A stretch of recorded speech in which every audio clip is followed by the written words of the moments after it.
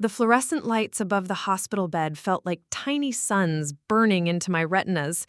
Everything was too bright, too sharp, too real. My name is Elena Vargas, and I'm 42 years old. I've spent the last 18 years as a trauma nurse at St. Mary's Hospital in suburban New Jersey, so I know the sound of emergency better than most people know their morning coffee routine. But lying on that gurney, feeling the cold metal rails against my palms as they wheeled me towards surgery, I wasn't the caregiver anymore. I was the patient. The appendicitis had hit me like a sledgehammer at 3 a.m. One moment I was sleeping peacefully beside Marcus, my husband of 15 years, and the next I was doubled over in agony, bile rising in my throat as waves of pain crashed through my abdomen. Marcus had driven me to the hospital in his pajamas, his dark hair sticking up at odd angles, muttering reassurances that sounded more like he was convincing himself than comforting me. Before we jump back in, tell us where you're tuning in from, and if this story touches you, make sure you're subscribed, because tomorrow I've saved something extra special for you. Dr. Rios will take good care of you, he kept saying, his knuckles white against the steering wheel. Maya knows what she's doing. Maya. Dr. Maya Rios had been my closest friend since childhood, back when we were both daughters of immigrants who cleaned office buildings after midnight to pay for our school uniforms. Now she was the head of surgery at St. Mary's, and I trusted her with my life. When she appeared at my bedside in the emergency room, her surgical scrubs crisp and her expression calm but concerned, I felt some of the panic ease from my chest.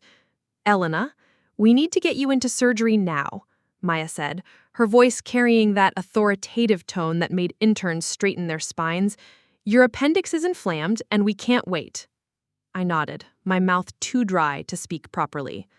Marcus stood beside the bed, holding my hand, but something felt different. His grip was loose, distracted. His eyes kept flickering toward his phone, which buzzed insistently in his pocket. "You'll be right here when I wake up?" I whispered, my voice barely audible over the chaos of the emergency room. "Of course," he said, but he was already reaching for his phone as the orderlies began wheeling me toward surgery. The anesthesia mask descended over my face like a cloud, and Dr. Maya's voice was the last thing I heard. "Count backward from 10, Elena. You're going to be fine." 10, 9, 8. The world dissolved into darkness. I don't remember dreaming, but I remember the slow climb back to consciousness hours later. My throat felt like sandpaper, and there was a dull ache in my lower abdomen where they'd removed the offending organ. The recovery room was quieter than the emergency department, filled with the soft beeping of monitors and the whispered conversations of nurses checking on patients. "Elena." Maya's voice cut through the fog in my brain. She was sitting beside my bed, still in her scrubs, her dark hair pulled back in a ponytail that had come slightly loose during surgery. "How are you feeling?" I croaked, trying to sit up. "How did it go?" "Textbook appendectomy. You're going to be fine." Maya's expression was professional, but I caught something else in her eyes, concern that went beyond medical care. "Elena, I need to ask you something." I blinked at her, still groggy from the anesthesia. "What?" "Where is Marcus?" The question hit me like ice water. I looked around the recovery room, expecting to see my husband's familiar figure in one of the visitors' chairs. The chair beside my bed was empty, except for Maya. My heart rate monitor began beeping faster. He should be here," I said, confusion making my voice shake. "He said he'd be here when I woke up." Maya's jaw tightened almost imperceptibly. "Elena, he left about an hour after your surgery started. One of the nurses mentioned he seemed agitated, kept stepping outside to take phone calls." I felt something cold settle in my stomach that had nothing to do with post-surgical nausea. Phone calls? She said he was whispering urgently to someone, looked upset. Then he left and said he'd be back later. Maya reached for my hand, her fingers warm against my cold skin. In 15 years of marriage, Marcus had never left me alone during a medical emergency. When I broke my wrist 3 years ago, he'd sat in the emergency room for 8 hours, reading magazines and bringing me ice chips. When I had that terrible flu last winter, he took time off work to make me soup and rent old movies. "Maybe there was an emergency at the construction site," I said weakly, trying to make sense of his absence. Marcus owned a small contracting business, and job sites could be unpredictable. Maya squeezed my hand. "Maybe," she said, but her tone suggested she didn't believe it any more than I did. A young nurse with kind eyes and tired shoulders appeared at my bedside with a clipboard. "Mrs. Vargas, we're going to move you to a room for the night, just for observation. Is your husband coming back to help you get settled?" I looked at Maya, then back at the nurse. "I'm sure he'll be here soon," I said, the words tasting like lies in my mouth. But as they wheeled me to my overnight room, and as the hours ticked by with no sign of Marcus, a small seed of unease planted itself in my chest. I told myself it was just the anesthesia making me paranoid, just the vulnerability of being a patient instead of a caregiver. But deep down, something felt wrong. I just had no idea how wrong it really was.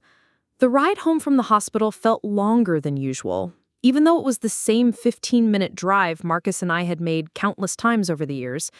I sat in the passenger seat of his silver pickup truck, watching familiar landmarks blur past through windows that seemed somehow different, as if I were seeing our neighborhood through new eyes. The surgical incisions pulled tight against my abdomen with every bump in the road, but that discomfort was nothing compared to the strange tension radiating from my husband. Marcus had shown up at the hospital that morning with coffee and my favorite blueberry muffin from the bakery downtown, full of apologies and explanations about an emergency at the Patterson job site that had kept him away. His smile was as warm as ever, his kiss gentle against my forehead, but something felt rehearsed about it all, like he was playing a role he'd practiced. "I'm so sorry I wasn't there when you woke up, Elena. You know I would never leave you if it wasn't absolutely necessary," he'd said, his brown eyes filled with what looked like genuine remorse. I wanted to believe him. God, how I wanted to believe him. So I'd nodded and accepted his explanations, pushed down the doubt that Maya's worried expression had planted in my mind. After all, this was Marcus. My Marcus, who brought me coffee in bed every Sunday morning and still held my hand during scary movies. But now, pulling into our driveway, I noticed things that made that doubt grow stronger. Our house was a modest 2-story colonial that we'd bought 8 years ago, painted sage green with white shutters, and a front porch that we'd renovated together the summer after we moved in. It had always felt like home, like sanctuary. But as Marcus helped me out of the truck, moving carefully to avoid jostling my healing incisions, something felt off. The living room smelled different when we walked inside. Not bad, just different. Like someone else had been there, someone who wore a perfume I didn't recognize. Something floral and cloying that made my nose wrinkle. I paused in the entryway, breathing in this foreign scent that seemed to cling to our furniture. "Do you smell that?" I asked Marcus, who was busy hanging his keys on the hook by the door. "Smell what?" He didn't even look up. "That perfume. It smells like..." I searched for the right word. Like gardenias, really heavy gardenias. Marcus shrugged, finally turning to face me. "Maybe it's coming from outside. Mrs. Patterson planted those new flower beds next door, remember?" It was a reasonable explanation, but something about the way he said it, too casual, too quick, made my skin prickle. I nodded and followed him toward the kitchen, each step revealing more small changes that I couldn't quite put my finger on. The throw pillows on the couch had been rearranged. The coffee table books were stacked differently. A water glass sat in the sink, even though I always loaded the dishwasher before bed, and Marcus never drank water. He was strictly a coffee and beer man. "I'm going to help you upstairs so you can rest," Marcus said, his hand gentle on my lower back. "Doctor's orders, right?" I let him guide me up the staircase, each step a small victory against the surgical soreness in my abdomen. Our bedroom looked mostly normal. The same navy blue comforter we'd bought for our anniversary, the same family photos on the dresser, the same stack of nursing journals on my nightstand. But when I opened the closet to find a comfortable shirt to change into, I froze. Hanging between my scrubs and Marcus's work shirts was a dress I'd never seen before. It was bright red, with a crunching neckline and a price tag still attached, $150 from a boutique I'd never shopped at because it was far too expensive for our budget. The fabric was silky and much more revealing than anything I owned. "Marcus," I called, my voice sharper than I intended. "Whose dress is this?" He appeared in the doorway to our bedroom, and for just a split second, I saw something flash across his face. Panic? Guilt? But it was gone so quickly I almost convinced myself I'd imagined it. "What dress?" he asked, moving to look over my shoulder.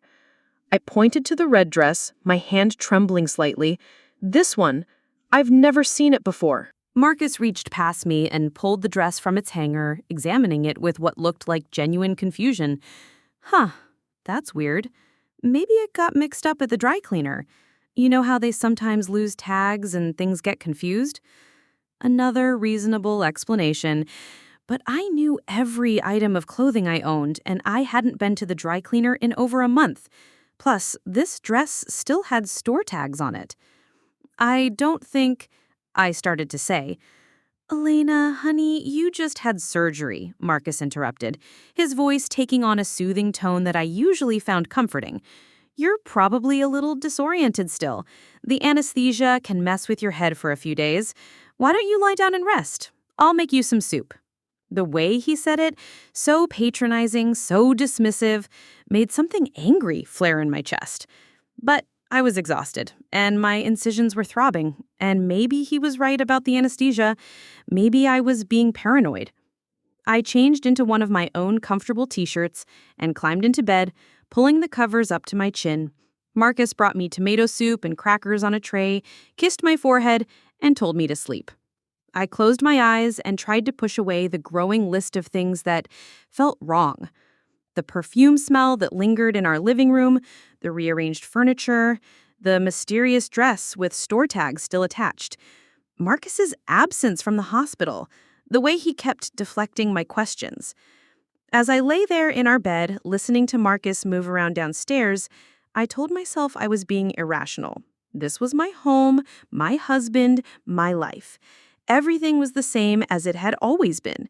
But deep in my gut, underneath the surgical pain and beyond the lingering fog of medication, I knew that something fundamental had shifted while I was unconscious on that operating table, something that would change everything. I just didn't know yet how much. The sound of laughter drifting up from our kitchen pulled me from an uneasy afternoon nap. For a moment, still caught between sleep and waking, I smiled. Marcus must be watching something funny on his phone while he cooked dinner. But as consciousness fully returned, I realized the laughter was wrong. Too high, too musical, too feminine. And there were two voices. I sat up in bed, ignoring the sharp pull of my surgical incisions, and strained to listen. Marcus's familiar baritone was joined by a woman's voice, light and giggly in a way that made my skin crawl. They were talking quietly, but every few moments that tinkling laugh would ring out like breaking glass. My heart began to pound as I swung my legs over the side of the bed. The hardwood floor felt cold against my bare feet as I padded to the bedroom door and opened it carefully, trying not to let it creak. The voices were clearer now, floating up the stairway along with the smell of something cooking and that heavy gardenia perfume I'd noticed earlier. "She's sleeping upstairs," I heard Marcus say, his voice lower than usual. "Good. I was worried she might come down and ruin everything. You said she'd be out for hours." Ice ran through my veins. They were talking about me. In my own house, someone was talking about me like I was an inconvenience to be managed. I crept to the top of the stairs and peered down through the banister spindles. From this angle, I could see part of the kitchen through the archway. Marcus was standing at the stove, stirring something in a pot, but I couldn't see his companion. All I could make out were long, bare legs and high-heeled sandals that definitely didn't belong to me. "Marcus," she said, and I heard the refrigerator open. "Do you have any white wine? This red is a little heavy for lunch." My refrigerator. She was going through my refrigerator. "Check the door," Marcus replied casually, as if strange women rummaged through our kitchen every day. Last week, when I was working double shifts at the hospital, coming home exhausted and going straight to bed. when Marcus said he was having business dinners and coming home late, smelling like cologne and making excuses.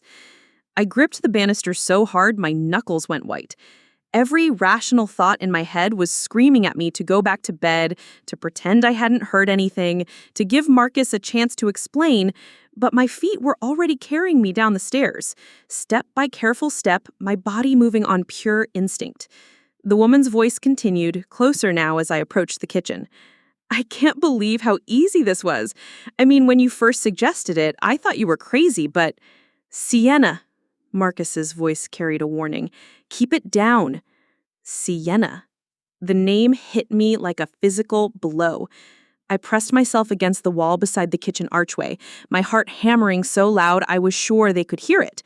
Through the gap between the wall and the doorframe, I could see more now. Marcus was still at the stove stirring something in a pot, but the woman, Sienna, was leaning against the kitchen island, a wine glass in her hand. She was young, maybe 25, with perfectly styled blonde hair that cascaded over her shoulders in waves that probably cost more than I made in a week. Her dress was the same shade of red as the one I'd found in our closet, but this one fit her like it was made for her body, which, I realized with growing horror, it probably was. I know, Sienna said, taking a sip of wine from one of our wedding crystal glasses. But this is just so surreal. I keep expecting her to come charging down here like some jealous wife in a soap opera. Marcus turned from the stove, and I saw his profile clearly for the first time. He was smiling. Not the warm, loving smile I'd fallen in love with, but something colder, more calculating. She won't, he said with absolute certainty. Elena's not the confrontational type. She'll just take her pills and sleep until dinner, and by then... By then what? Sienna asked, moving closer to him. Preparing and narrating the story took us a lot of time, so if you are enjoying it, subscribe to our channel. It means a lot to us. Now, back to the story. I couldn't hear his response because he lowered his voice to a whisper, but I saw him pull something from his pocket, a folded paper that he showed to Sienna. She looked at it and her face lit up with a smile so bright and predatory it made my stomach turn. Oh my God, Marcus, you actually did it. Did what? My mind raced through possibilities, each one worse than the last. But before I could process what I was seeing, my surgical exhaustion caught up with me. My knee started to buckle, and I reached out instinctively to steady myself against the wall. My hand knocked over a small decorative bowl that Marcus's mother had given us for Christmas. It hit the floor with a crash that echoed through the house like a gunshot. The kitchen went silent. What was that? Sienna whispered. Elena? Marcus called out. Honey, are you okay? I stood frozen in the hallway, my hands still pressed against the wall where the bowl had been. There was no hiding now, no pretending I hadn't heard. My reflection stared back at me from the hallway mirror. Pale, disheveled, wearing an old t-shirt and looking every one of my 42 years. I'm fine, I called back, amazed that my voice sounded steady. Just getting some water. I forced myself to walk into the kitchen with as much dignity as I could muster. Marcus was standing by the stove, looking guilty and defiant at the same time. The woman, Sienna, had set down her wine glass and was studying me with undisguised curiosity, like I was some exotic animal she'd never seen before. Elena, Marcus said, his voice taking on that patronizing tone again, you should be resting. What are you doing up? I ignored him and looked directly at Sienna. Up close, she was even younger than I'd thought she'd be, with perfect skin and the kind of effortless beauty that came from good genes and expensive maintenance. She was wearing my husband's shirt, one of his good dress shirts that I'd ironed just last week, over the red dress, like some kind of intimate uniform. I don't think we've been introduced, I said, my nursing training kicking in. Stay calm, assess the situation, deal with the crises one step at a time. Sienna glanced at Marcus, then back at me. Her smile was sweet and innocent, but her eyes were calculating. I'm Sienna, she said, extending a perfectly manicured hand. Marcus must have told you I was coming by. The lie hung in the air between us like smoke. Marcus shifted uncomfortably, but didn't contradict her. No, I said slowly, not taking her offered hand. Oh, well, I'm a friend from work. Another lie. Marcus worked construction sites and business meetings, not social lunches with young women in expensive dresses who drank wine from our wedding crystal. I looked at my husband, this man I'd shared a bed with for 15 years, this man I'd supported through career changes and family losses and midnight doubts. Marcus, could you explain what's going on? He opened his mouth, closed it, then opened it again. For the first time since I'd known him, Marcus Vargas seemed to be at a loss for words. But Sienna was not. Actually, she said, her voice taking on a sharper edge, I think there's been a misunderstanding. Marcus, didn't you tell her about the new arrangements? New arrangements. The words hit me like ice water. What arrangements? I whispered. Marcus finally found his voice. Elena, maybe we should talk about this when you're feeling better. You just had surgery and... What arrangements? I repeated, louder this time. Sienna picked up her wine glass and took a deliberate sip, watching me over the rim with eyes that held no warmth whatsoever. When she set it down, her smile was gone. The arrangement where I live here now, she said simply. Marcus didn't tell you. How funny. I thought wives usually knew when they were getting divorced. The world tilted sideways. The kitchen blurred at the edges as blood rushed in my ears like ocean waves. Divorced. The word echoed in my head, bouncing around like a pinball, refusing to settle into meaning. What did you say? I breathed. Marcus stepped forward, his hands raised like he was approaching a wounded animal. Elena, let me explain everything. It's complicated. Is it true? My voice was barely a whisper, but it cut through his excuses like a scalpel. Yes, he said finally, but I didn't wait to hear the rest. I turned and walked out of the kitchen, through the living room and up the stairs to our bedroom. Behind me, I could hear Marcus calling my name and Sienna's voice, lighter now, saying something about giving me time to adjust. Adjust, as if betrayal was something you could simply get used to, like a new medication or a change in schedule. I closed the bedroom door behind me and sat on the edge of the bed that had been ours until 30 minutes ago. My reflection in the dresser mirror looked hollow, gutted in a way that had nothing to do with surgery. While I had been unconscious and vulnerable, counting on the man I loved to protect me, he had been filing papers to erase me from his life. And now his replacement was downstairs, drinking wine from our wedding crystal and wearing his shirt like a trophy. I was 42 years old, recovering from surgery, and apparently divorced. And I had absolutely no idea what to do next. I spent the rest of that afternoon lying on my bed, staring at the ceiling, and listening to the sounds of my marriage dissolving beneath me. Sienna's laughter drifted up through the floorboards like poison gas, punctuated by the low murmur of Marcus's voice and the clink of dishes being moved around my kitchen. Every sound felt like another nail being hammered into the coffin of my old life. The medication for my surgery was wearing off, leaving behind a clarity that was both blessing and curse. The fog in my head was lifting, but with it came the full weight of what I'd witnessed downstairs. Marcus filing divorce papers while I was unconscious. Sienna living in my house, drinking from my wine glasses and wearing my husband's shirts like she belonged there. I was 42 years old, recovering from surgery, and apparently divorced. And I had absolutely no idea what to do next. I waited until I heard Marcus and Sienna go out onto the back deck, their voices carrying through the sliding glass door as they settled into the patio furniture I'd picked out last spring. Then I crept downstairs, moving carefully to avoid aggravating my surgical site, and headed straight for Marcus's home office. The office had once been our guest room, but Marcus had claimed it 3 years ago when his contracting business started growing. It was his space, filled with blueprints and building permits, invoices and equipment catalogs. I rarely went in there, respecting his need for a private workspace, just as I respected my need for quiet when I was studying for nursing certifications. Now, as I stood in the doorway looking at his oak desk and filing cabinets, I realized how naive that mutual respect had been. While I was giving him privacy, he had been planning my destruction. The desk drawers were unlocked. Marcus had never been paranoid about security, probably because he'd never expected his wife to go through his things. The first drawer contained the usual office supplies: pens, paper clips, business cards from suppliers. The second held financial documents, bank statements, tax returns, insurance papers. Everything looked normal until I got to the third drawer. Hidden beneath a stack of old invoices, I found a manila folder labeled Legal Documents in Marcus's careful handwriting. My hands shook as I opened it, and what I found inside made my knees buckle. Petition for divorce.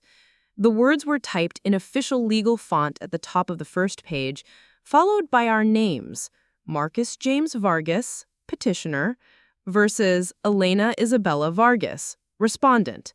Filed in Superior Court of New Jersey on the same day as my surgery.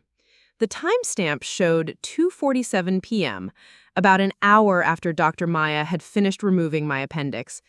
I sank into Marcus's desk chair, the leather creaking under my weight as I forced myself to read every word. The language was cold, clinical, designed to reduce 15 years of marriage to a series of legal claims and counterclaims. Marcus had cited irreconcilable differences and listed our house, our savings accounts, his business assets, even my car as items to be divided in the divorce settlement. But it was page 3 that made my blood turn to ice.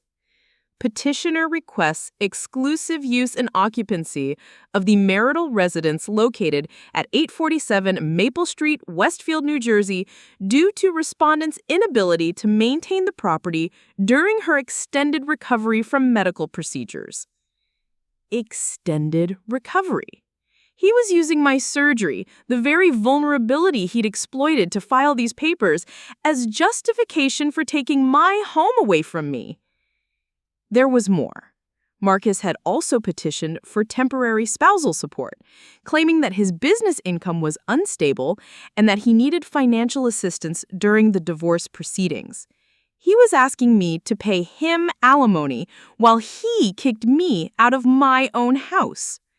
The sheer audacity of it took my breath away. But it was the final page that revealed the true scope of his betrayal. A financial disclosure form that listed our joint assets, the house we'd bought together, the savings account I'd contributed to with every paycheck, the retirement fund I'd been building for our future. Next to each item, Marcus had written detailed explanations of why he deserved the larger share. The house. Petitioner has maintained and improved the property through his construction expertise. The savings. Petitioner managed all household finances and investment decisions. My retirement account. Marital asset subject to equitable distribution.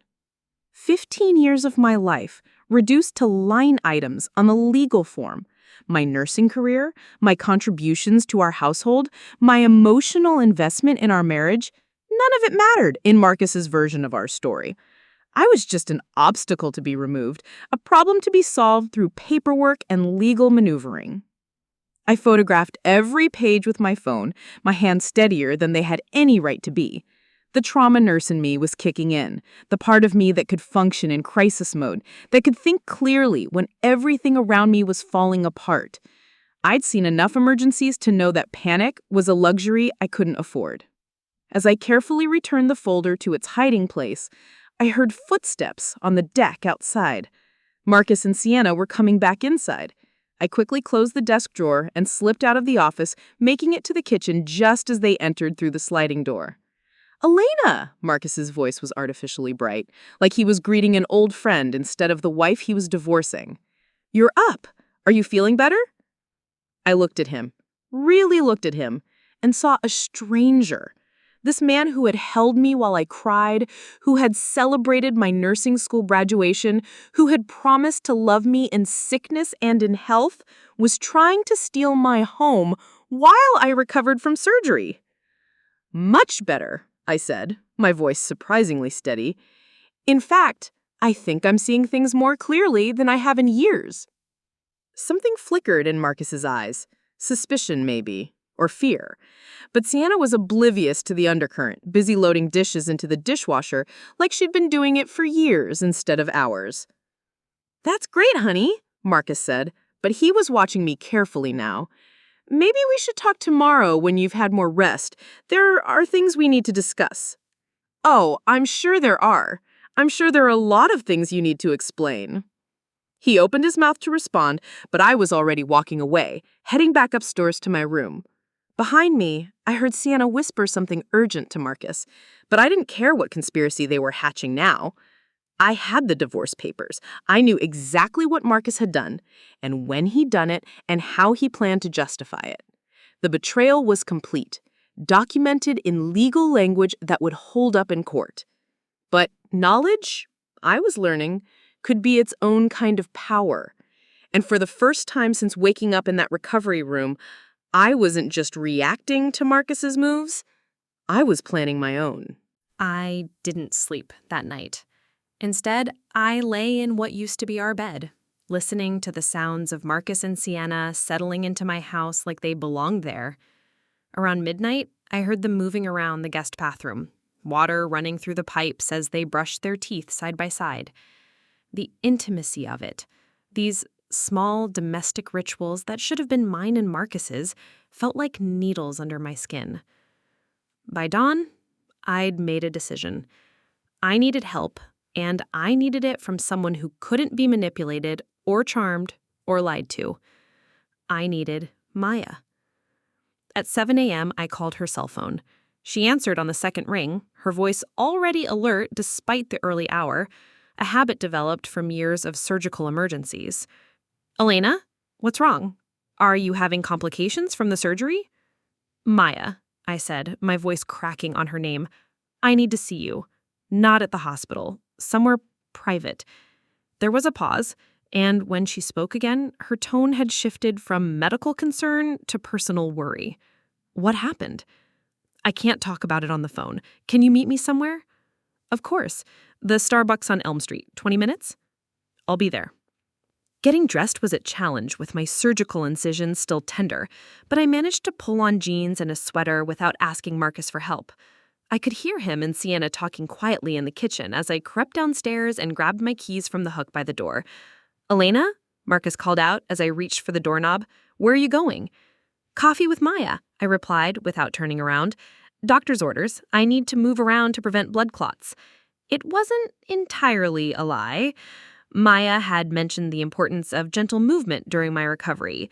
I just hadn't mentioned that the movement involved fleeing my own house to escape my husband's mistress. The drive to Starbucks gave me time to organize my thoughts, to figure out how to explain the impossible situation I'd found myself in. How do you tell your best friend that your husband filed for divorce while you were unconscious? How do you describe waking up from surgery to find another woman living in your house?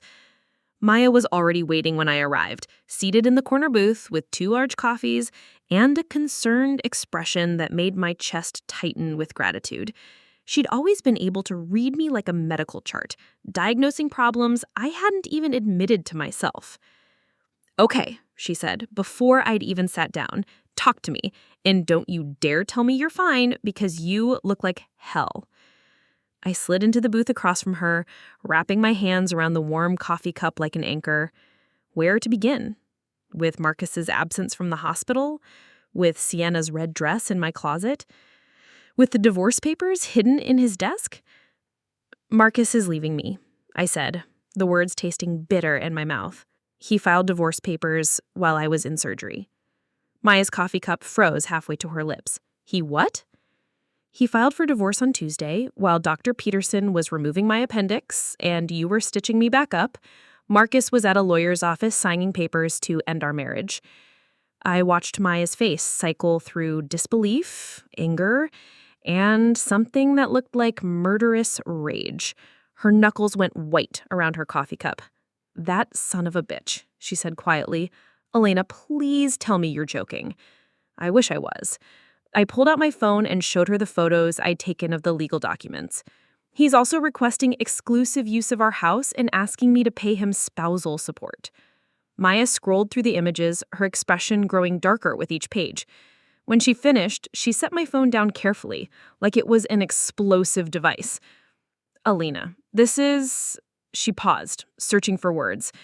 This is beyond cruel. It's strategic, calculated. She looked up at me with eyes that had seen every kind of human trauma. This wasn't a sudden decision. He's been planning this. The confirmation of what I'd already suspected hit me like a physical blow.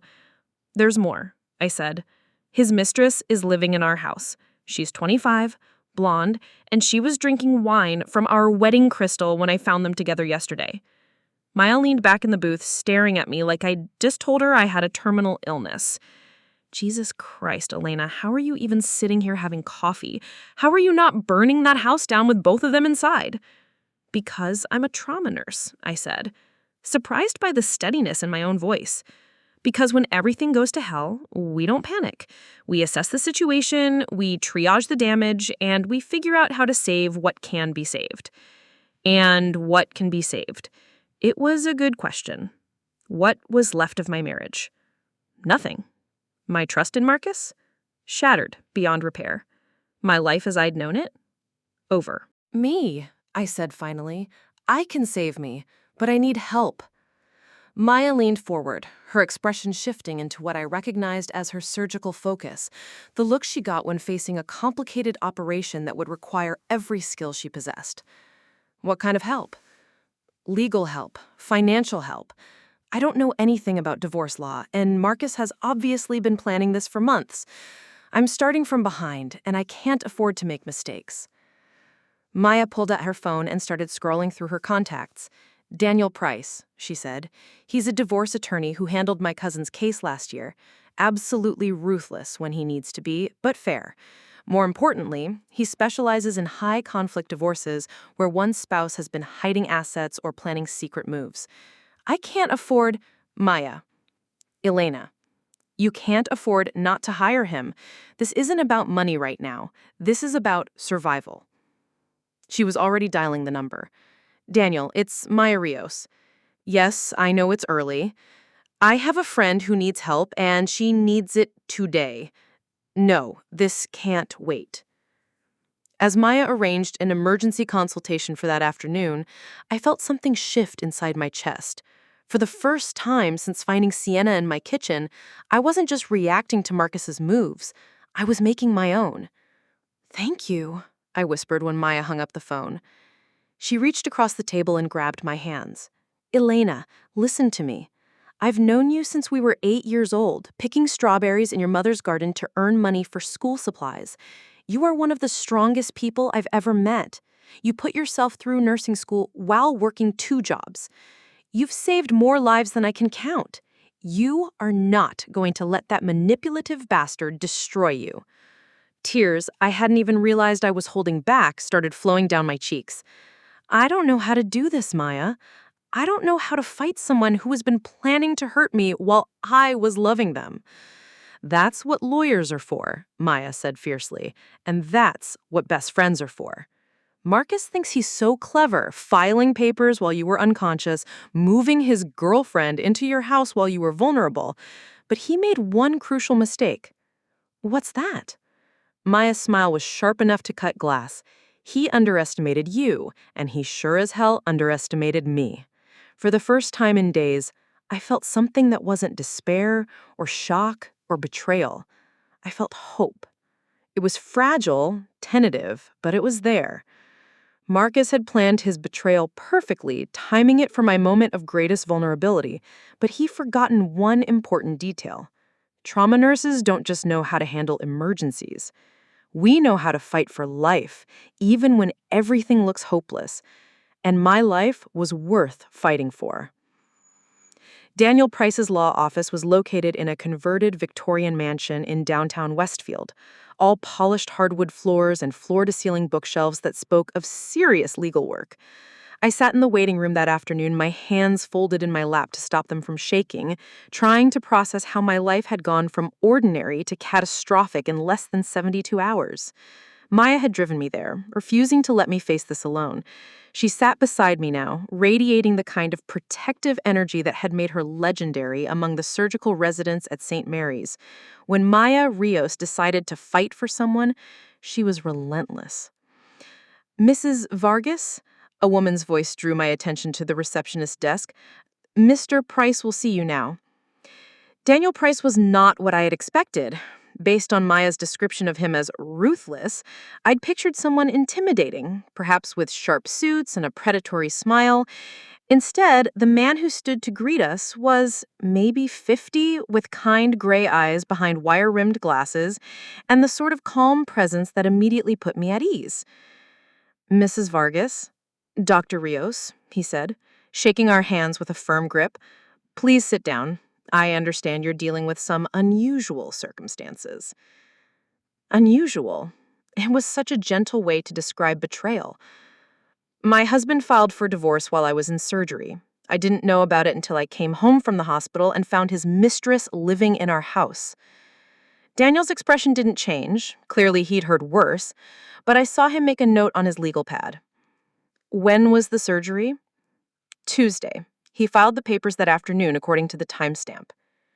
"And you were under general anesthesia?" "Yes, emergency appendectomy. I was unconscious for about 4 hours." Daniel set down his pen and leaned back in his chair. "Mrs. Vargas, in 30 years of practicing family law, I've seen every kind of betrayal imaginable. But filing divorce papers while your spouse is undergoing surgery? That's a new one, even for me." I pulled out my phone and showed him the photographs I'd taken of the legal documents. "I found these in his desk last night." Daniel studied each image carefully, his expression growing more serious with every page. When he finished, he handed my phone back with a slight shake of his head. "Your husband's attorney is either very clever or very reckless," he said. "This petition is aggressive, but it's also full of vulnerabilities we can exploit." "What do you mean?" "He's claiming financial hardship while simultaneously requesting exclusive use of a marital home worth, $400,000? He's asking for spousal support while hiding the fact that he's cohabiting with another woman. And most importantly, he filed these papers during a medical emergency without your knowledge or consent." Maya leaned forward in her chair. "Is that legal?" "Technically, yes, but it demonstrates a pattern of manipulation and deception that won't look good in court. Judges don't appreciate spouses who take advantage of medical crises to gain legal advantages." For the first time since discovering those papers, I felt a flicker of something that might have been optimism. "What can we do?" Daniel picked up his pen again. "First, we need to understand your complete financial situation. Assets, debts, income, everything. Your husband has had time to prepare for this divorce, which means he may have been hiding money or transferring assets without your knowledge." The blood drained from my face. "Hiding money?" "It's more common than you think, especially when one spouse handles all the finances. Has your husband been secretive about money lately? Unusual expenditures, new accounts you don't know about, cash withdrawals?" I thought about the expensive dress in my closet, Sienna's designer clothes, the wine glasses and gourmet food I'd seen in my kitchen. I don't know. Marcus handles all our finances. I trusted him completely." "That trust may have been misplaced, but it's not your fault. Financial infidelity often goes hand in hand with marital infidelity." He opened a file drawer and pulled out a thick folder. "I'm going to need you to gather every financial document you can find. Bank statements, tax returns, credit card bills, investment accounts, insurance policies. Also, I want to hire a private investigator to look into your husband's recent financial activity." "A private investigator?" The idea felt like something from a movie, not my real life. "Mrs. Vargas, your husband has been planning this divorce for months, possibly years. He's moved his girlfriend into your house within days of filing the papers. This level of coordination suggests significant premeditation. We need to know exactly what he's been doing behind your back." Maya leaned forward in her chair. "Elena, remember what I said this morning. This is about survival now." Daniel nodded approvingly. Dr. Rios is right. Your husband has shown that he's willing to exploit your vulnerability and manipulate the legal system to his advantage. We need to assume he's been equally calculating with your finances." He pulled out another form and handed it to me. "I'm going to file an emergency motion to freeze your joint assets and request temporary support for you. We'll also ask the court to order your husband to provide complete financial disclosure." "What about the house?" The question came out as barely a whisper. "We'll fight for it," Daniel said firmly. "The house is a marital asset, regardless of what your husband's petition claims. The fact that he moved his girlfriend in while you were recovering from surgery will actually work in our favor." I signed the retainer agreement with shaking hands, watching my savings account balance decrease by $5,000 in attorney fees. It was money I couldn't afford to spend, but money I couldn't afford not to spend. "There's one more thing," Daniel said as we prepared to leave. "Until we know the full extent of your husband's deception, I want you to be very careful about what you say and do at home. If he's capable of filing divorce papers while you're unconscious, he's capable of other manipulations." Maya walked me to my car in the parking lot, her arm around my shoulders like a shield against the world. "How do you feel?" she asked. I considered the question. How did I feel? Scared, yes. Overwhelmed, definitely. Betrayed beyond measure. But underneath all of that, something else was growing. "Angry," I said finally. "Really, really angry." Maya smiled. "Good. Anger will keep you fighting when everything else fails." As I drove home, if I could still call it home, I thought about Daniel's words. Marcus had been planning this divorce for months, possibly years. While I'd been working double shifts at the hospital, saving lives and building what I thought was our future together, he'd been systematically plotting my destruction. But he'd made one crucial mistake. He'd underestimated me. He'd seen my trust as weakness, my love as naivety, my vulnerability as opportunity. He was about to learn exactly how wrong he was. The trauma nurse who'd saved dozens of lives was about to fight for her own, and she wasn't planning to lose. The private investigator Daniel recommended looked nothing like the grizzled detectives from television shows. Lisa Chen was a former forensic accountant in her early 40s with sharp black hair and the kind of methodical precision that reminded me of the best surgeons I'd worked with. When she spread Marcus's financial records across the conference table in Daniel's office a week later, the pattern of deception she'd uncovered made my stomach turn. "Your husband has been very busy," Lisa said, pointing to a series of bank statements I'd never seen before. "He opened 3 separate accounts over the past 18 months, all in his name only. The deposits match exactly with withdrawals from your joint checking account." I stared at the numbers, feeling that familiar numbness that comes with overwhelming betrayal. "How much?" $47,000, moved in small increments to avoid triggering bank reporting requirements. Very methodical. Daniel leaned forward, his gray eyes sharp behind his glasses. "What else did you find?" Lisa turned to another stack of documents. "This is where it gets interesting. The money didn't just disappear into these accounts. It was transferred again to an offshore account in the Cayman Islands. But here's the thing. That account isn't in Marcus Vargas's name." My heart started pounding. "Whose name is it in?" "Sienna Cole, your husband's girlfriend." The conference room felt like it was tilting sideways. I gripped the edge of the table, my knuckles white against the dark wood. He put our money in her name? $47,000 of marital assets transferred to his mistress through a series of shell accounts designed to hide the money trail. Lisa's voice was clinical, but I could hear the disgust underneath. "There's more. Miss Cole has been using this money to establish what appears to be a fictitious consulting business. She's been issuing invoices to your husband's construction company for marketing services that don't exist." Daniel was making rapid notes on his legal pad. "Tax fraud and asset concealment. This keeps getting better." Or worse, depending on your perspective. I also found evidence that your husband has been inflating his business expenses and underreporting income for the past 2 years. The IRS would be very interested in these discrepancies. I felt like I was watching a car accident in slow motion, horrific but impossible to look away from. How long has this been going on? The financial manipulations started about 2 years ago, but the offshore account was opened 6 months ago. That suggests that he's been planning this divorce for at least half a year, possibly longer. 6 months. While I'd been celebrating our 14th wedding anniversary, Marcus had been secretly moving our money into his mistress's name.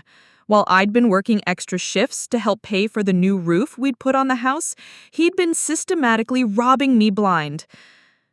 There's one more thing, Lisa said, pulling out a final folder.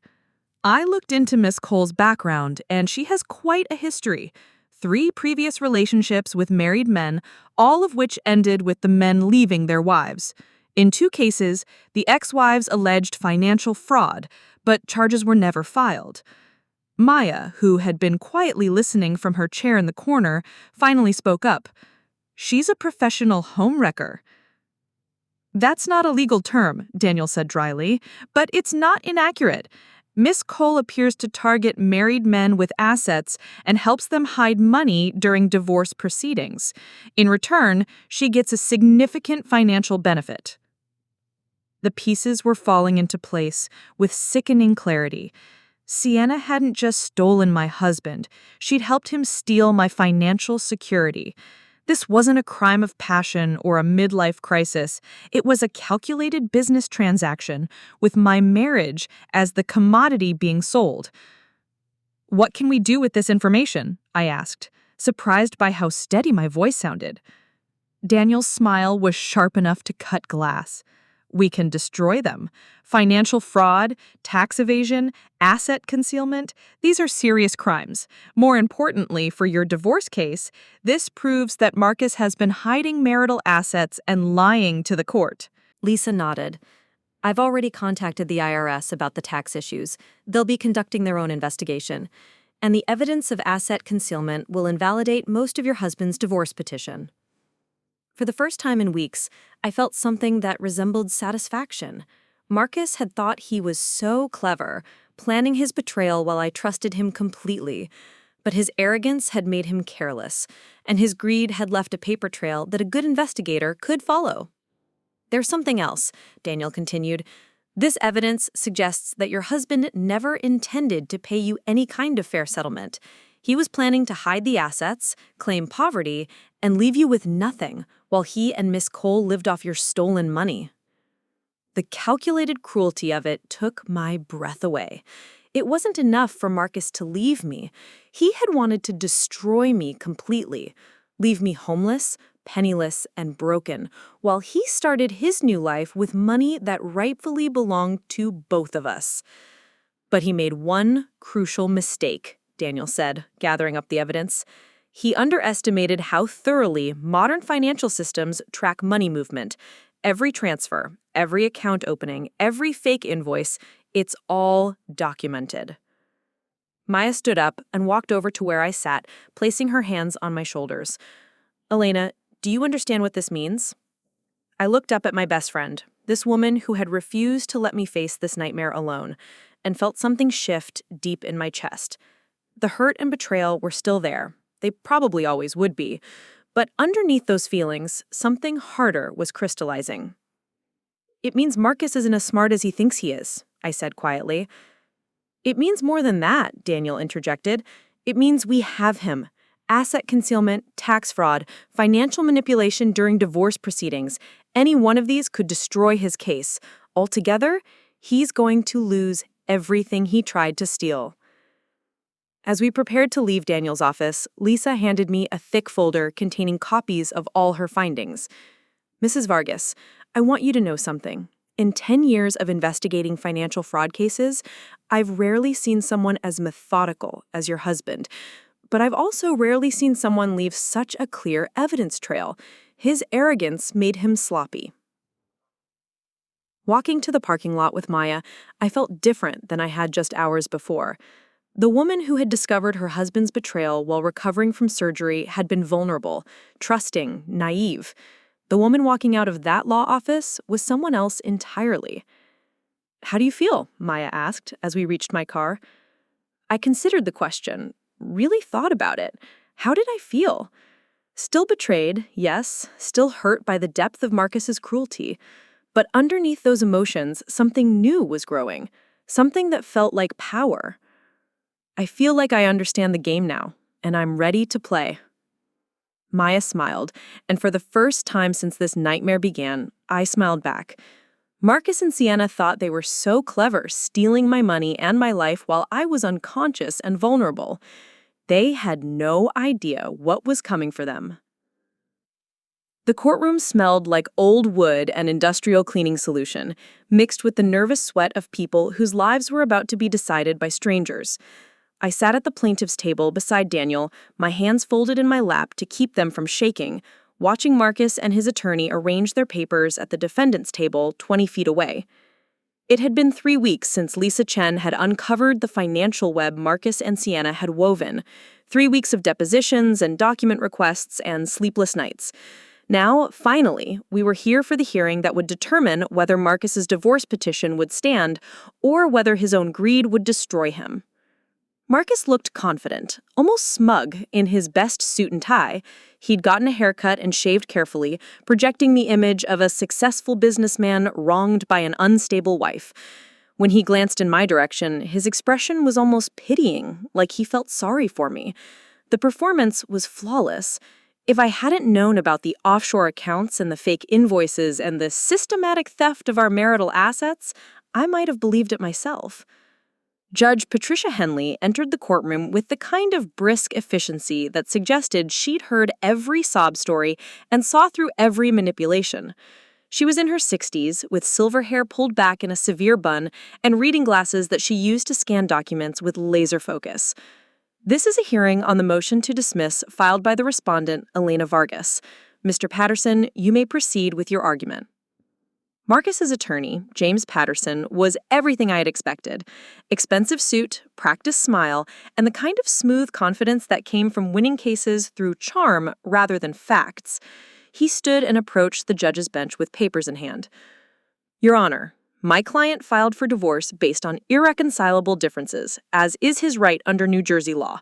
Mrs. Vargas's attorney is now trying to invalidate that petition based on timing, but there's nothing in the law that prevents someone from filing divorce papers during their spouse's medical treatment." Judge Henley looked at him over her reading glasses. "Mr. Patterson, are you seriously arguing that filing divorce papers while your spouse is unconscious during emergency surgery is ethically appropriate?" "I'm arguing that it's legally permissible, Your Honor. My client's timing may have been unfortunate, but—" "Unfortunate?" Daniel stood up, his voice cutting through Patterson's prepared speech. "Your Honor, the respondent was under general anesthesia, fighting for her life during emergency surgery when the petitioner chose to file these papers. That's not unfortunate timing. That's calculated exploitation of vulnerability." Judge Henley made a note on her pad. "Mr. Price, present your evidence." This was the moment we'd been preparing for. Daniel walked to the evidence table and picked up the first folder, Lisa Chen's financial investigation. "Your Honor, the evidence shows that the petitioner has been systematically concealing marital assets for over 18 months. He transferred $47,000 from joint accounts to accounts in his mistress's name, created fake business transactions to justify these transfers, and underreported income to both this court and the IRS. He handed copies of the bank statements to Judge Henley, who studied them with increasing interest. Patterson tried to object, but Daniel continued methodically laying out the evidence, the offshore accounts, the shell companies, the pattern of deception that stretched back years. Furthermore, Your Honor, the petitioner has been cohabitating with his mistress, using marital assets to support her lifestyle while claiming financial hardship in his divorce petition. I watched Marcus's face as Daniel presented each piece of evidence. The confident mask began to crack, replaced by something that looked like panic. He leaned over to whisper urgently to Patterson, who was frantically shuffling through his own papers like he was looking for a magic spell to make the evidence disappear. "Mr. Patterson," Judge Henley said, her voice dangerously quiet, "does your client have an explanation for these financial irregularities?" Patterson stood up, his smooth confidence replaced by visible desperation. "Your Honor, these are complex business transactions that Mrs. Vargas, as a nurse, wouldn't understand. My client's construction company requires various consulting services." "From his girlfriend?" Judge Henley's eyebrows rose. "Mr. Patterson, I've been presiding over divorce cases for 23 years. I know asset concealment when I see it." Daniel wasn't finished. He pulled out another folder, the evidence of Sienna's history with married men, the pattern of helping husbands hide assets during divorce proceedings. "Your Honor, this wasn't a spontaneous affair. Miss Cole has a documented history of targeting married men and helping them conceal assets during divorce proceedings. This was a calculated scheme to defraud Mrs. Vargas of her marital property."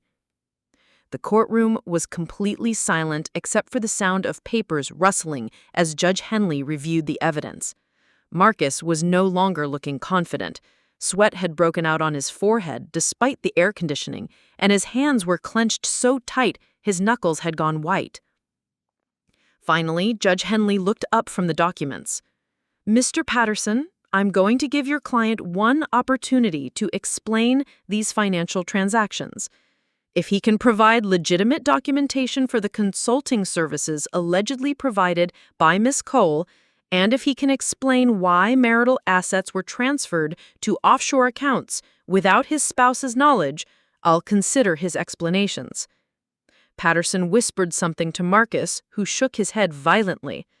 They had a brief, heated exchange that everyone in the courtroom could see, but not hear.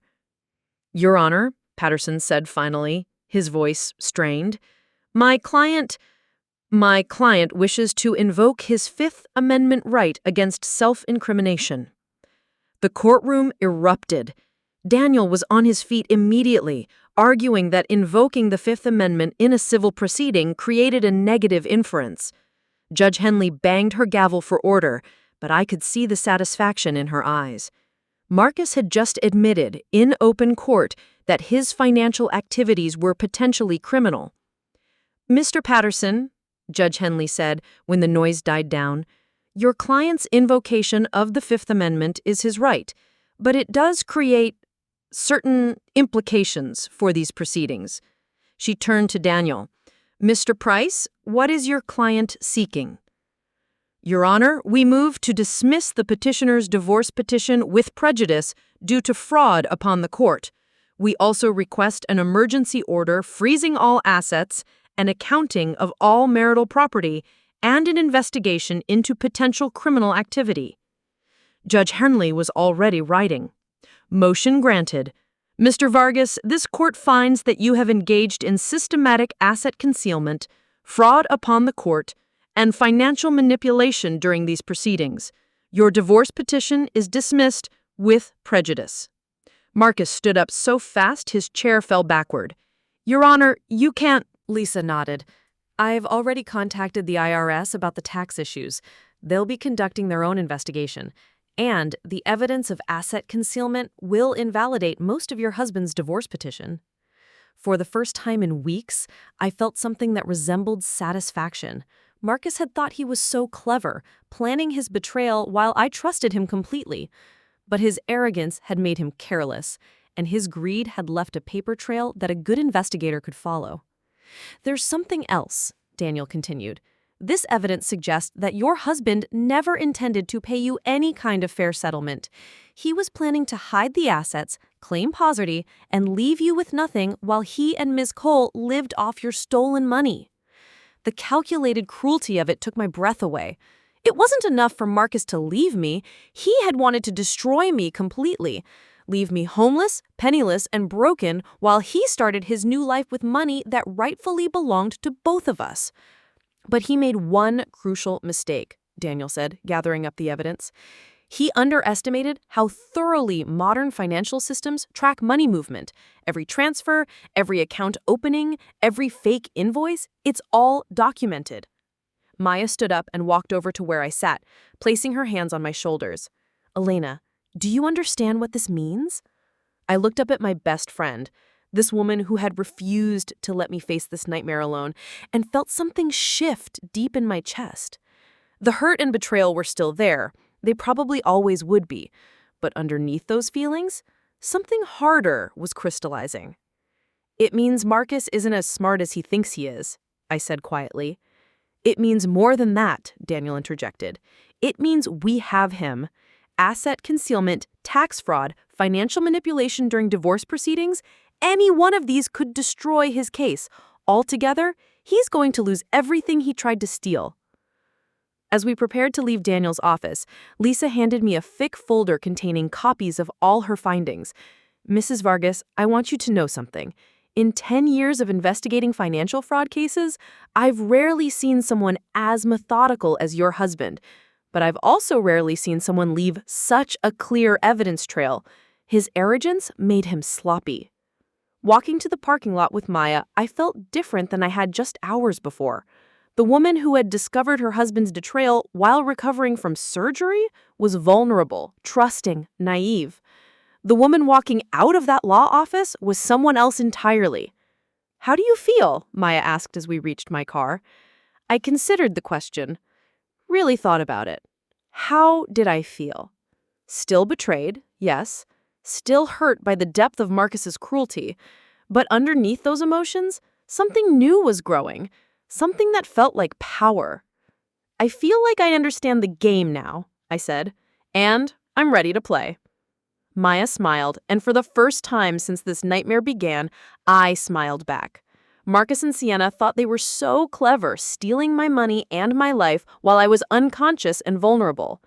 They had no idea what was coming for them. The courtroom smelled like old wood and industrial cleaning solution, mixed with the nervous sweat of people whose lives were about to be decided by strangers. I sat at the plaintiff's table beside Daniel, my hands folded in my lap to keep them from shaking, watching Marcus and his attorney arrange their papers at the defendant's table 20 feet away. It had been 3 weeks since Lisa Chen had uncovered the financial web Marcus and Sienna had woven. 3 weeks of depositions and document requests and sleepless nights. Now, finally, we were here for the hearing that would determine whether Marcus's divorce petition would stand or whether his own greed would destroy him. Marcus looked confident, almost smug in his best suit and tie. He'd gotten a haircut and shaved carefully, projecting the image of a successful businessman wronged by an unstable wife. When he glanced in my direction, his expression was almost pitying, like he felt sorry for me.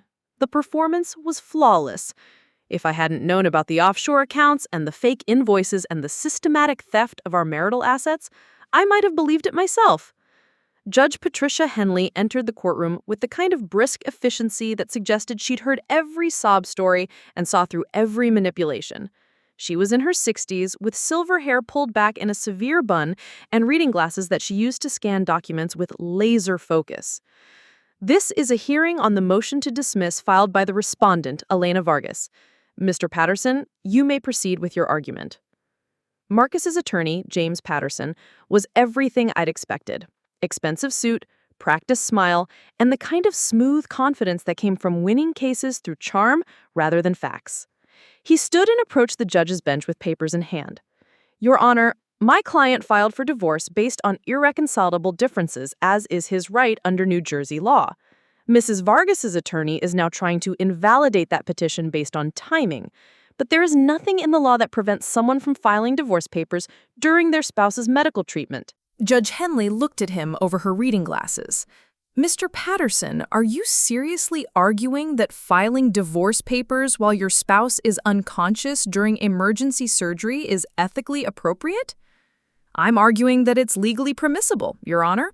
My client's timing may have been unfortunate, but... Unfortunate? Daniel stood up, his voice cutting through Patterson's prepared speech. Your Honor, the respondent was under general anesthesia, fighting for her life during emergency surgery when the petitioner chose to file these papers. That's not unfortunate timing. That's calculated exploitation of vulnerability. Judge Henley made a note on her pad. Mr. Price, present your evidence. This was the moment we'd been preparing for. Daniel walked to the evidence table and picked up the first folder, Lisa Chen's financial investigation. Your Honor, the evidence shows that the petitioner has been systematically concealing marital assets for over 18 months. He transferred $47,000 from joint accounts to accounts in his mistress's name, created fake business transactions to justify these transfers, and underreported income to both this court and the IRS. He handed copies of the bank statements to Judge Henley, who studied them with increasing interest. Patterson tried to object, but Daniel continued methodically laying out the evidence: the offshore accounts, the shell companies, the pattern of deception that stretched back years. Furthermore, Your Honor, the petitioner has been cohabitating with his mistress, using marital assets to support her lifestyle while claiming financial hardship in his divorce petition.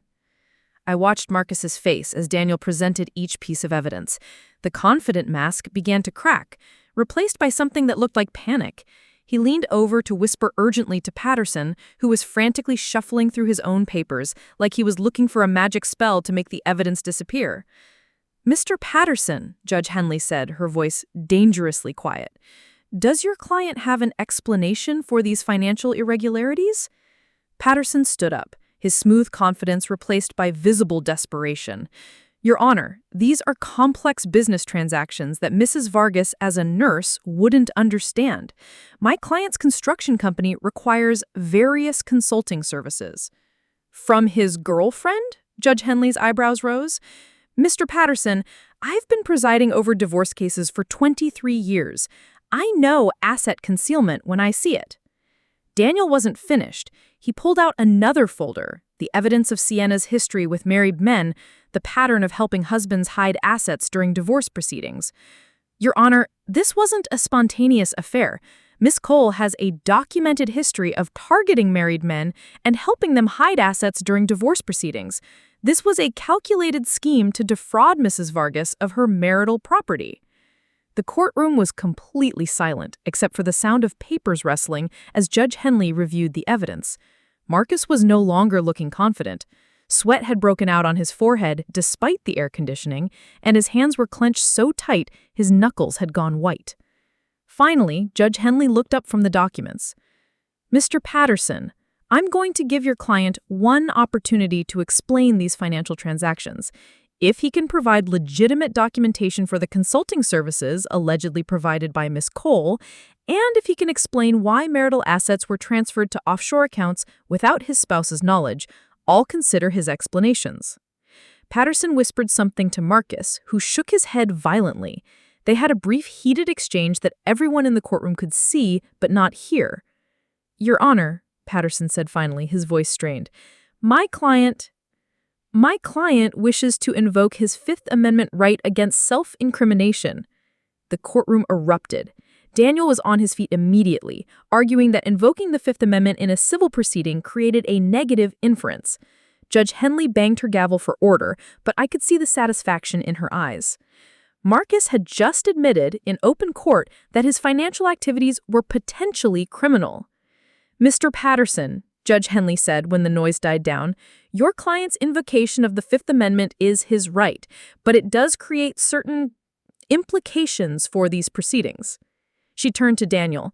Mr. Price, what is your client seeking? Your Honor, we move to dismiss the petitioner's divorce petition with prejudice due to fraud upon the court. We also request an emergency order freezing all assets, an accounting of all marital property, and an investigation into potential criminal activity. Judge Henley was already writing. Motion granted. Mr. Vargas, this court finds that you have engaged in systematic asset concealment, fraud upon the court, and financial manipulation during these proceedings. Your divorce petition is dismissed with prejudice. Marcus stood up so fast his chair fell backwards. Your Honor, you can't— Mr. Vargas, sit down and be quiet or I'll hold you in contempt. Judge Henley's voice could have frozen water. Furthermore, this court is referring this matter to the District Attorney's Office for criminal investigation. The gavel came down with a sound like thunder. As we gathered our papers and prepared to leave, I caught Marcus's eye across the courtroom. Gone was the smug confidence, the pitying condescension. In its place was something I'd never seen before. Fear. Real, bone-deep fear of a man who had finally realized that his victims could fight back and win. The anonymous email arrived at St. Mary's Hospital on a Tuesday morning, 2 days after Marcus's divorce petition had been dismissed in spectacular fashion. I was in the middle of starting an IV on an elderly patient when my supervisor, Janet Morrison, appeared at my elbow with a grim expression that immediately put me on high alert. "Elena, I need to see you in my office. Now." The walk down the hospital corridor felt endless. Janet's office was small and cluttered, filled with scheduling charts and policy manuals that spoke of the administrative chaos that kept our trauma unit functioning. She closed the door behind us and gestured for me to sit down.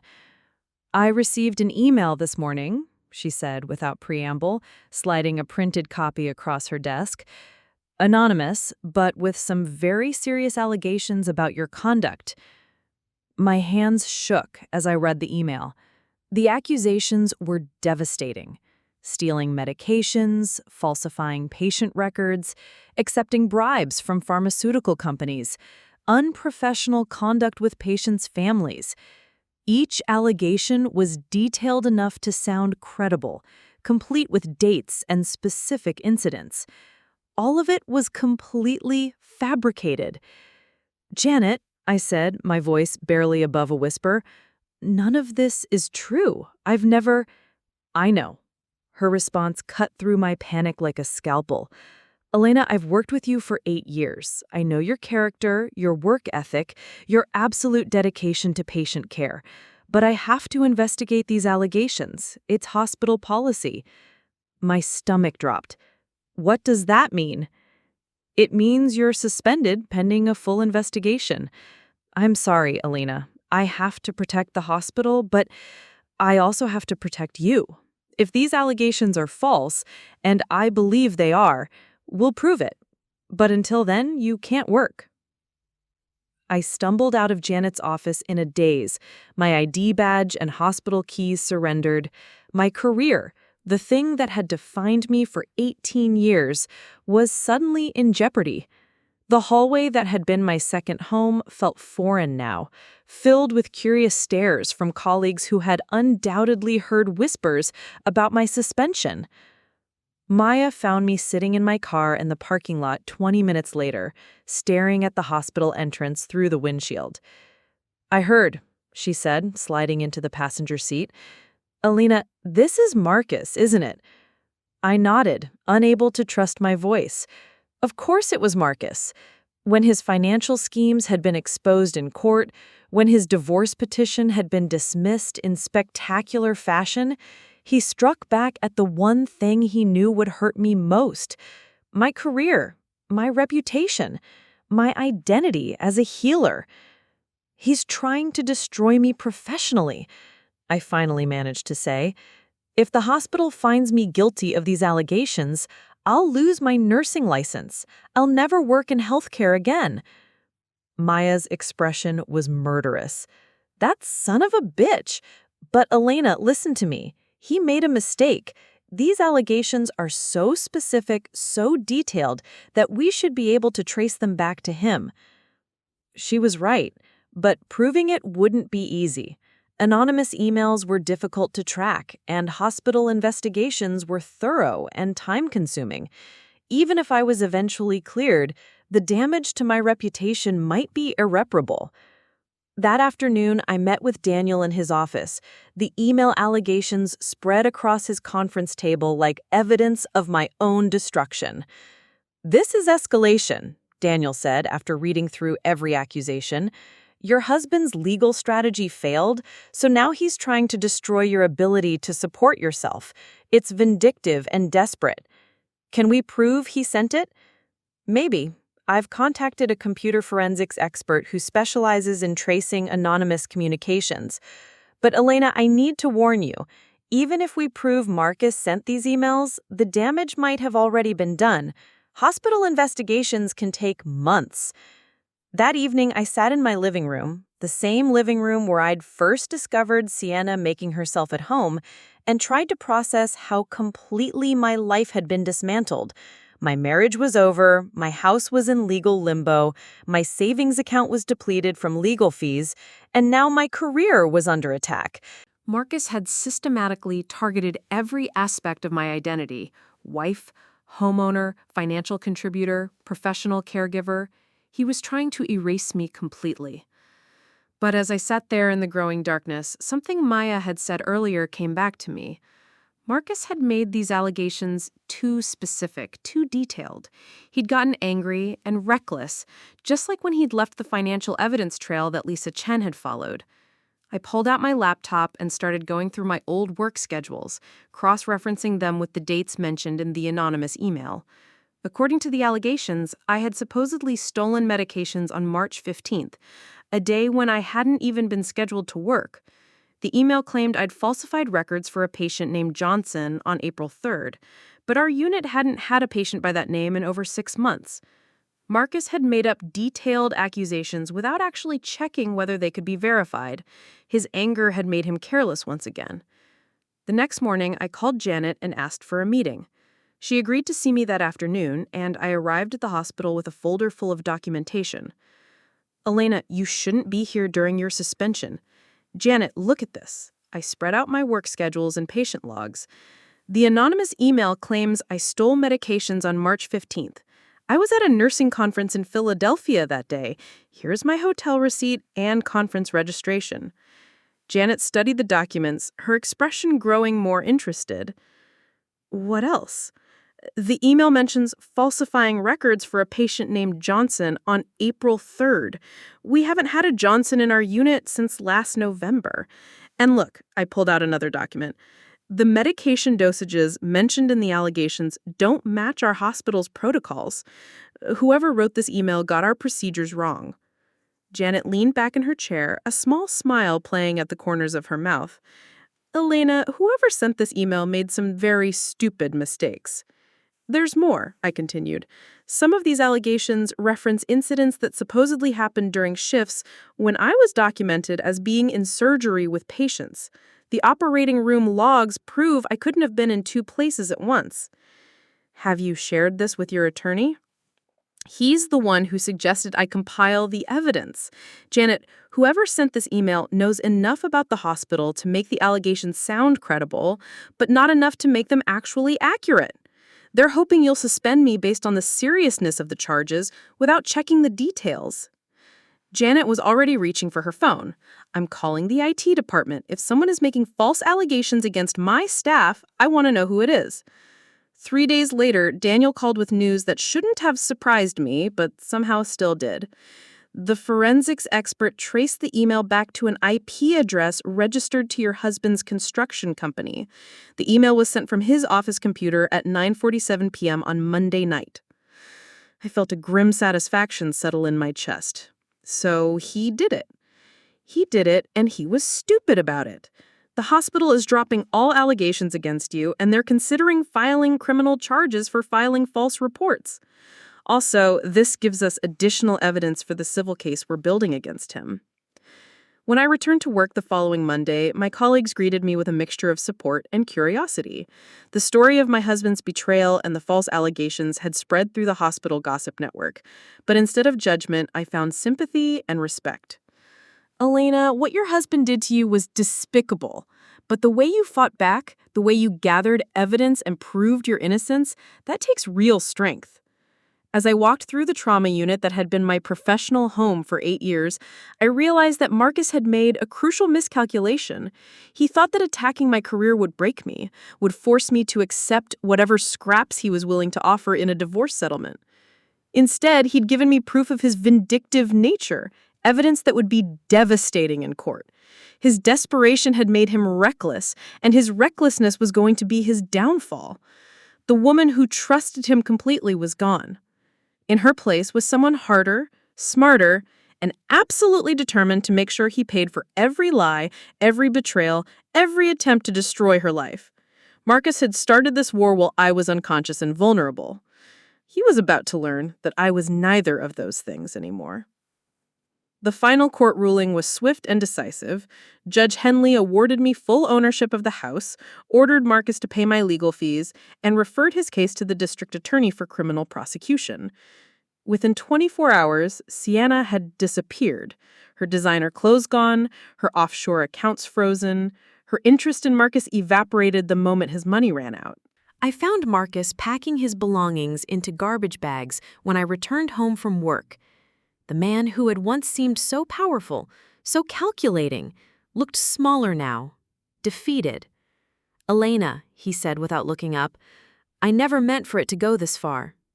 I stood in the doorway of what had been our bedroom, watching this stranger who had shared my life for 15 years.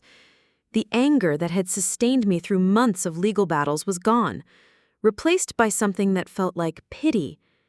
"Yes, you did," I said quietly. "You meant all of it." When the door closed behind him, I walked through my house, and felt something I hadn't experienced in months. Peace. Not the peace of forgetting or forgiving, but the peace that comes from surviving something that was meant to destroy you. I poured myself a glass of wine from a bottle I'd bought with my own money, sat on the back deck we'd built together years ago, and watched the sunset paint the sky in shades of gold and amber. Maya called to check on me, as she had every day since this nightmare began. "How does it feel?" she asked. "Like coming back to life," I said. The trauma nurse who had been betrayed while fighting for her life in surgery was gone. In her place was a woman who had learned that love without respect is just pretty manipulation, that trust without verification is just naive hope, and that the strength to survive betrayal had been inside her all along. Marcus had tried to erase me while I was unconscious and vulnerable. Instead, he had awakened something in me that was stronger than his lies, smarter than his schemes, and absolutely unwilling to be destroyed. I was Elena Vargas. I was 42 years old, I had saved countless lives, and now I had saved my own. And I was finally, completely, home. Up next, you've got 2 more standout stories right on your screen. If this one hit the mark, you won't want to pass these up. Just click and check them out. And don't forget to subscribe and turn on the notification bell so you don't miss any upload from us.